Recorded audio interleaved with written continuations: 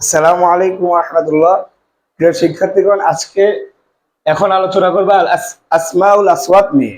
তো এটা হলো আল মাবনিউল মুশাবিহের 5 নম্বর প্রকার। আমরা যে পড়েছিলাম মাবনিউল মুশাবিহ 8 প্রকার, এর 5 নম্বর প্রকার হলো আসমাউল আসওয়াত। তো প্রথমে জেনে নিব আসমাউল আসওয়াত আসলে কাকে বলে। তো আসমাউল আসওয়াত বলা হয় যেটা কোনো পরিপূর্ণ অর্থ প্রকাশ করে না, কিন্তু কোনো কিছুর অনুকরণের আওয়াজ বুঝায়।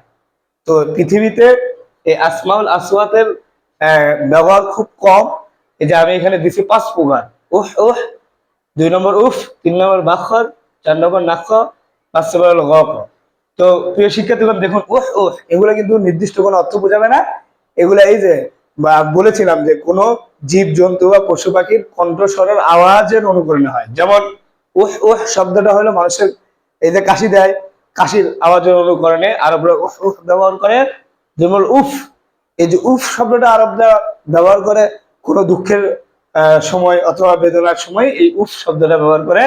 3 নম্বরে হইল এই বাখ্যা। বাখ্যা শব্দটা আরবরা যখন আনন্দ প্রকাশ করে তখন এই বাখ্যা বাখ্যা এই শব্দটা ব্যবহার করে। এই 4 নম্বর আছে নাখ। আরবরা তাদের উটকে বসানোর জন্য নাখ নাখ শব্দ ব্যবহার করে। আর 5 নম্বর হলো গ ক। এটা হলো কাকের কণ্ঠস্বরের অনুকরণে এই গ ক গ ক শব্দটা আরবিতে ব্যবহার করে।